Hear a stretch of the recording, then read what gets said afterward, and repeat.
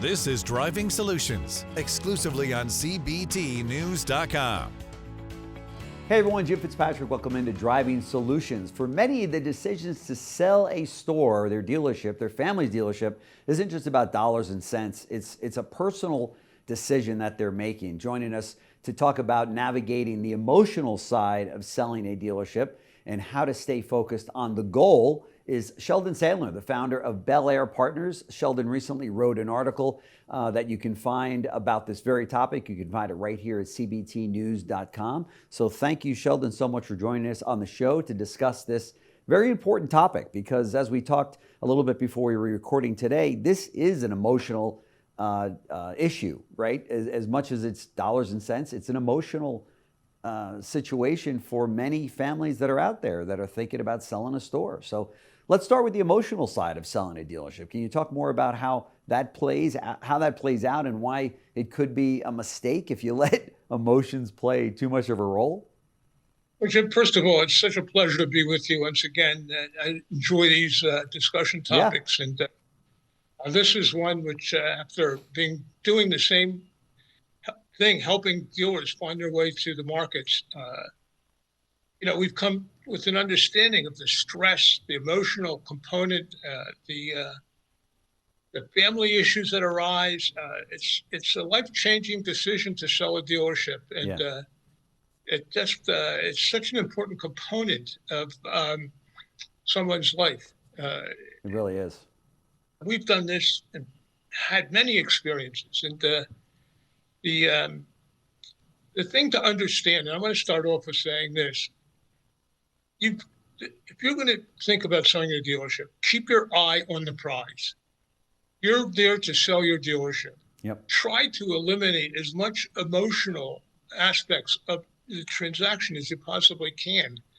And if you're working with real professionals, accountants and attorneys, and maybe even somebody like me who's a broker, lean on their expertise and what they've seen and what they understand to be the issues, and try to keep your own emotions down, and just look at what the final result's going to be, because it's a lifetime change for you. And try not to let incidental issues get in your way of making the best possible. Sure. How do you typically guide your clients back to the bigger picture? It's not always that easy, because let's face it, dealers, as I've said in the article, are members of a very exclusive club. Yeah. And they're A person. Let's face it, a dealer has been successful as an A personality. Yeah. They've done it on their own typically. That's right. It's not like they've gone typically they haven't gone to Princeton or Harvard. Typically they've done it on their own, working their way up. And so let's be honest, they think they know what's best for them. Yeah. But there are issues that come up which are daunting to us as advisors. Yeah. Not the least of which is, let me address one of the biggest bugaboos. A lot of dealers are very fearful of addressing the right markets. In other words, a lot of dealers will say, I'm afraid to go into the market at all. I don't trust it. The confidentiality will be broken. My salespeople, my back office, my techs are going to find about this, and it'll really hurt me. I really am concerned about marketing the deal. Yeah. And I'll have this to say about that issue. It's fine if you think that you're concerned about the word getting out, and you think you've got a good buyer who's been probably after you for years to sell them their dealership, which, let's face it, a number of the bigger dealers, the more successful mega dealers, half their time, if not more, is spent cozying up to other dealers that they target for a buyer. That's right. That's right. And that may make sense. Yeah. I'm not going to but if you want it, our job is to be we're like insurance brokers. Mm-hmm. We want to get you the best possible deal. And typically, if you're going to go to the market, and you've got to do it very carefully, but if you're going to go to the market, you'll find out what the true market value of your dealership is worth, not what one individual is going to offer you for the deal. That's right. Good point. As much as you might trust them, this is business.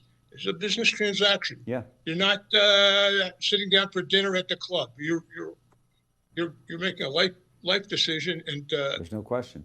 you probably need, in my opinion, we built our success on this, is finding the right buyer. And the only way to do that is to put it out to a few possible buyers who might have the capability to buy your deal. That's right. Resources, you kind of owe it to your family to do just that, right? I mean, if you have a buddy down the street that has another dealership and he says, I want to buy, when you sell and you make that deal and you haven't taken it to the open market with your broker, I think you're doing your family an injustice, right?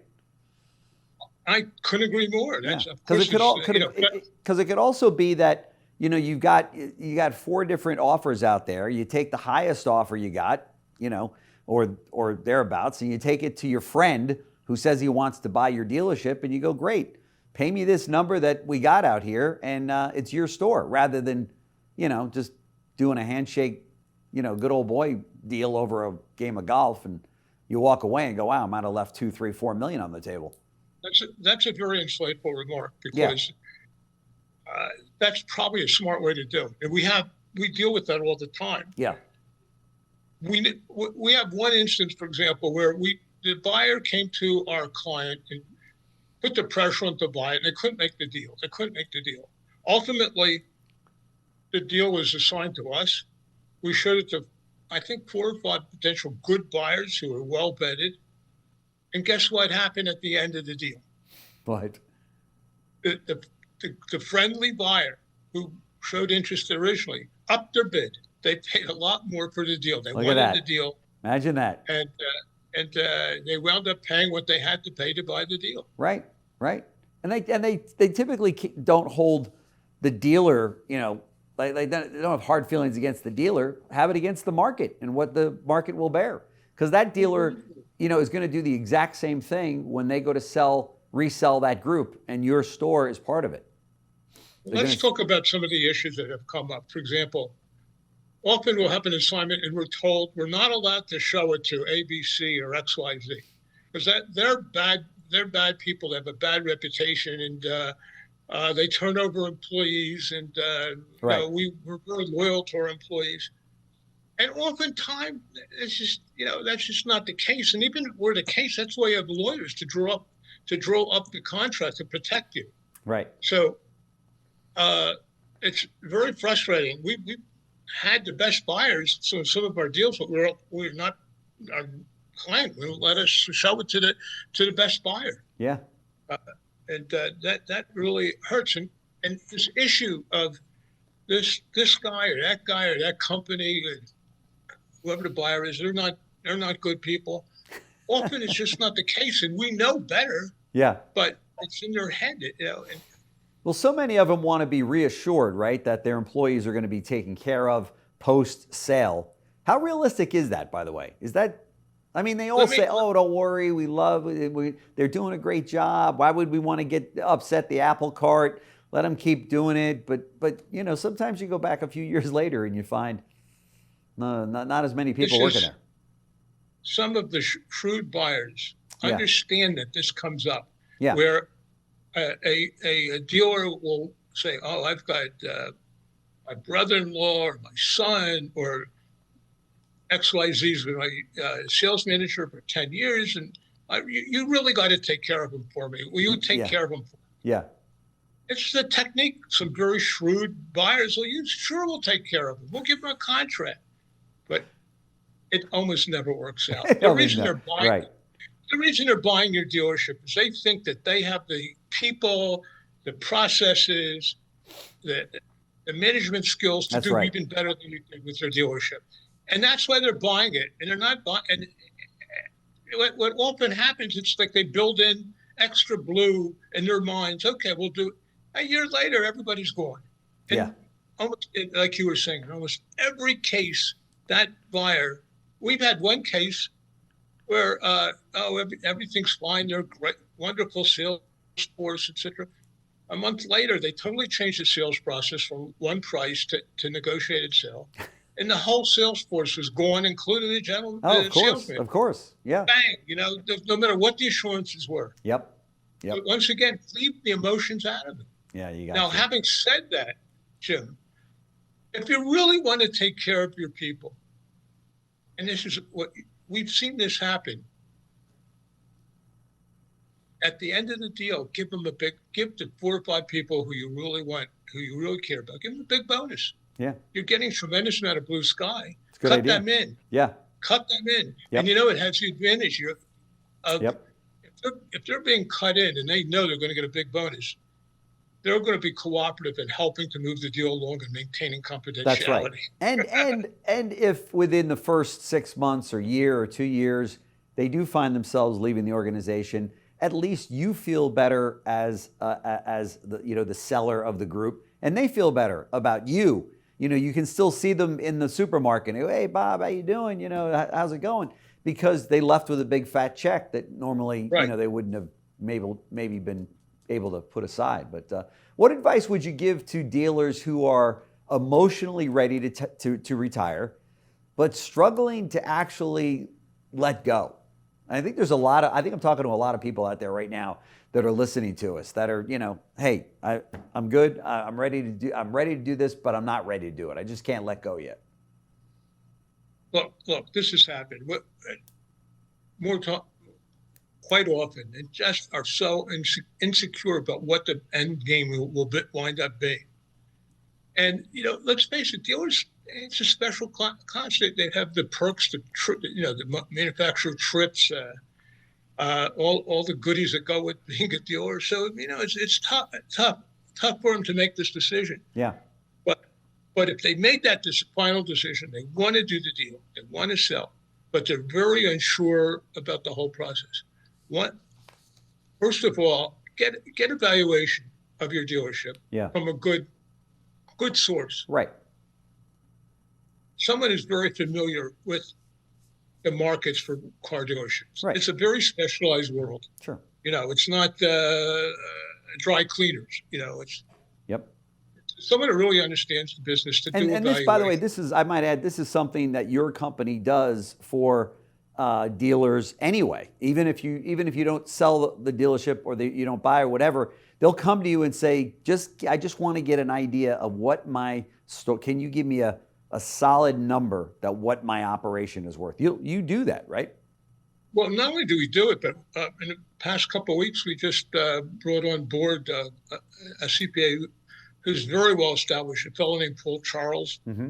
Some of the listeners will probably know Paul because he spent his whole life as an accountant with car dealers, and he's helping us because we're sort of overloaded right now with dealership valuations. Yeah, it's become a major part of our business. And the thing that you couldn't do, and we often do this, is do a very soft marketing approach. Talk to 3 or 4 of our best potential buyers and tell them what we have them first of all, sign a confidentiality agreement. Yeah. Saying this is not really for sale, but we're thinking about it. Do you think that we're in the right ballpark with our valuations? Mm-hmm. So we get a better feeling for what the market might look like without any real obligation on the part of the dealer to sell at that specific time. Mm-hmm. So, and that happens quite often where we'll go to the market like that. Yeah. And maybe 2 years later, the decision will be made to sell the deal, but they have a fundamental understanding of what the potential might be. Right. And dealers will typically, they'll take their time in this area. What's been the average from the time you get the phone call to the time you're at a closing table and transferring, dollars over to their account because you've sold their store? What are we talking? A year, or I guess it varies. But the reality is these are complicated transactions. Yeah, and the bigger the group, the more complicated. They get very intense, and there's so many issues. Which I'm preparing another article to discuss this next time. Yeah, but there are lots of issues that delay the ultimate deal. So there's negotiations of used cars, of deferred maintenance on the properties. There's so many different issues that come up. Of course, yeah. So when we market a deal, it could take a good 3 months to find the best buyer Yep. who submits a letter of intent. So then it goes to the lawyers. The lawyers have to earn their keep, right? So that's going to take, the purchase agreement could take, I would say, probably a good month. Due diligence could take a good month or longer. Oh, yeah. And then you've got manufacturer approval to go through. Yep. So you're talking about, deals don't get done in 6 months. It easily can take a year. Yeah. So if a dealer is thinking about this, and they want to be out in a year or they want to be out in 6 months, they need to start that process now. It isn't like you list your home and you sell it in 30 days, right? This is to your point, this is if somebody wants to be on the back of their new yacht, from the proceeds of their dealership, as that would be me, I would do that if that was going to sell my, if I had a dealership to sell. But you were not alone. No, but that being said, that means I gotta call you much quicker than, I might have thought originally, because of that whole transaction. As you say, it's very complicated, and you need the time to get it done right. And you just have to understand that going into the process, and it's not one to be rushed. Yeah, it's got to be done carefully, right, and to do it right. Exactly. Yeah, exactly. Sheldon Sandler, founder of Bel Air Partners. I know that you know that name if you've been in the auto industry and you've been a dealer principal and you've been out looking at stores or buying stores or selling stores. I'm sure you came across the name Bel Air Partners if you haven't already used them.